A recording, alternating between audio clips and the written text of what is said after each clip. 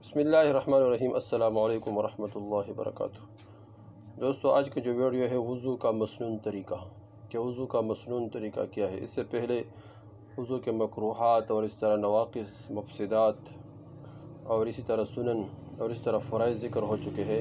اب وضو کا پورا طریقہ بتائیں گے کہ وضو کا مسنون طریقہ کون سا ہے۔ سب سے پہلے صاف برتن میں پاک پانی لے کر پاک و صاف اونچی جگہ پر بیٹھو، قبلے کی طرف منہ کر کے تو اچھا ہے، اگر اس کا موقع نہ ہو تو کوئی نقصان نہیں۔ آستین کوہنیوں سے اوپر تک چڑھاؤ، پھر بسم اللہ پڑھو، پھر 3 بار گھٹوں تک دونوں ہاتھوں کو دو، پھر 3 مرتبہ کلی کرو، پھر 3 مرتبہ مسواک کرو یا 1 مرتبہ مسواک کرو۔ اگر مسواک نہ ہو تو انگلی سے دانت مل لو، پھر 3 مرتبہ ناک میں پانی ڈالو، بائیں ہاتھ کی چھوٹی انگلی سے ناک صاف کرو، پھر 3 مرتبہ منہ دو۔ منہ پر پانی زور سے نہ مارو بلکہ آہستہ سے پیشانی پر پانی ڈال کر دھوئے۔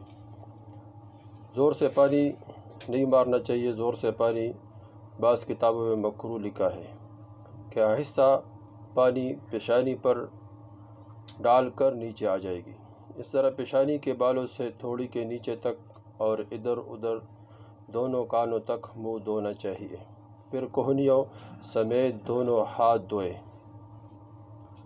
پہلے دائیں ہاتھ 3 بار اور پھر بائیں ہاتھ 3 بار دھونا۔ یہ مسنون ہے، جس طرح سنن میں ہم ذکر کر چکے ہیں کہ دائیں طرف سے شروع کرنا، یہ مسنون ہے، اور اس طرح اگر بائیں طرف سے سنت کے خلاف شروع کیا تو یہ مکروہات میں آتے ہیں۔ پھر ہاتھ پانی سے تر کرے اور سر کا مسح کرے، پھر کانوں کا مسح کرنا، پھر گردن کا مسح کرنا۔ یہ بتا چکے ہیں کہ پورا سر کا مسح کرنا سنت ہے، کانوں کا مسح کرنا سنت ہے، اس طرح گردن کا مسح یہ مستحب ہے۔ مسح صرف 1 مرتبہ کرنا چاہیے، 3 مرتبہ نہیں۔ جس طرح باقی اعضاء کو 3 مرتبہ دو، اس طرح مسح 3 مرتبہ نہیں کرنا چاہیے بلکہ مسح صرف 1 مرتبہ کرنا چاہیے۔ پھر 3 مرتبہ دونوں پاؤں ٹخنوں سمیت دھوئے۔ پہلے دائیں پاؤں دھونا چاہیے اور پھر بائیں پاؤں دھونا چاہیے۔ ہاتھ کی انگلیوں سے پاؤں کی انگلیوں کا خلال کر لینا چاہیے، اور کہیں ایسا نہ ہو کہ درمیانی حصہ خشک رہ جائے۔ اگر درمیانی حصہ یا کوئی بھی جگہ خشک رہ گیا تو وضو نہیں ہوئی، وضو ناقص رہ جائے گا۔ نیز جو مرد یا عورت ہاتھ اور پیروں میں انگوٹھی یا چلی پہنتے ہیں، ان کو چاہیے کہ وہ ان کو ہلائے تاکہ ان کے نیچے حصے میں بھی پانی داخل ہو جائے۔ اگر ان کے نیچے والے حصے میں پانی نہیں پہنچا تو سرے سے وضو ہی نہیں ہوئی، وضو نہیں ہوگا۔ پھر جب وضو نہیں ہوگا تو نماز بھی نہیں ہوگی۔ یہی مسئلہ ہے کہ جس عورتوں کا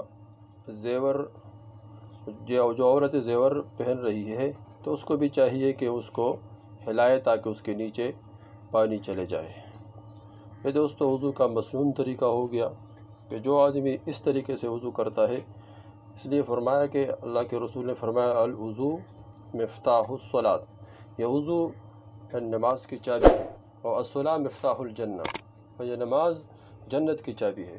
جو اس طریقے سے وضو کرے گا تو یہ مسنون طریقہ ہے، اور اس کے برکت سے اللہ جل شانہ وہ وضو بھی قبول فرمائیں گے اور وہ نماز بھی قبول فرمائیں گے۔ اس کو خود کی کہ شیئر کرے تاکہ سب کو فائدہ ہو جائے اور سب اس سے فائدہ اٹھائے اور کوئی بھی محروم